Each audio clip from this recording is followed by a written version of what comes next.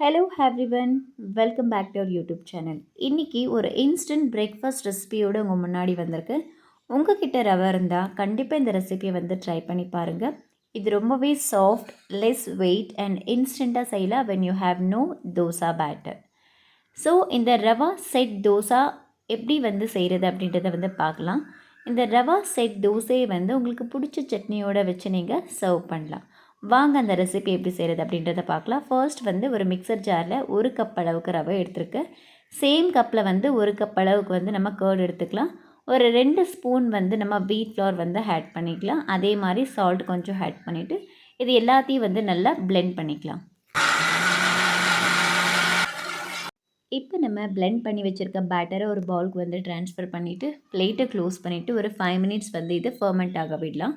Meanwhile நம்ம coconut and peanut chutney ready பண்ணிக்கலாம். இதுக்கு வந்து 2 ஸ்பூன் பீனட் எடுத்துருக்கு. இதை நல்லா வந்து ஃப்ரை பண்ணிக்கலாம். இந்த பீனட்டோட கலர் சேஞ்ச் ஆகிற அளவுக்கு வந்து நம்ம ஃப்ரை பண்ணிக்கலாம். அண்ட் நெக்ஸ்ட்டு வந்து நம்ம ஒரு மிக்சர் ஜாரில் ஒரு கைப்பிடி அளவு கோகோனட் ஸ்லைசஸை வந்து ஆட் பண்ணிக்கோங்க. நெக்ஸ்ட் வந்து நம்ம ஃப்ரை பண்ணி வச்சுருக்கிற அந்த பீனட்ஸை வந்து ஆட் பண்ணிக்கலாம். அண்ட் 1 ஸ்பூன் பொட்டுக்கடலை, 3 க்ரீன் சில்லிஸ், புளி கொஞ்சமாக வந்து ஆட் பண்ணிக்கோங்க. சால்ட் தேவையான அளவு, தென் வாட்டர் ஆட் பண்ணிவிட்டு நல்லா வந்து பிளெண்ட் பண்ணிக்கலாம்.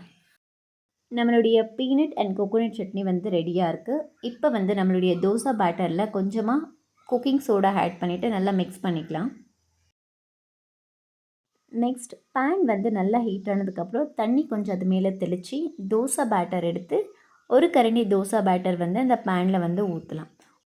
இந்த செட் தோசை வந்து பேட்டர் ஊற்றினதுக்கப்புறம் நம்ம ஈவனாக வந்து ஸ்ப்ரெட் பண்ணக்கூடாது. எப்போவுமே வந்து செட் தோசை செய்யும்போது அந்த பேட்டர் ஊற்றி நம்ம அப்படியே விடணும். ஜஸ்ட் ஒன் சைடு வந்து அது பாயில் ஆனாலே போதும். கொஞ்சமாக வந்து எண்ணெயை வந்து அதை சுற்றி ஆட் பண்ணிவிட்டு எடுத்தோம் அப்படின்னா நம்மளுடைய set dosa, rava set dosa is ready.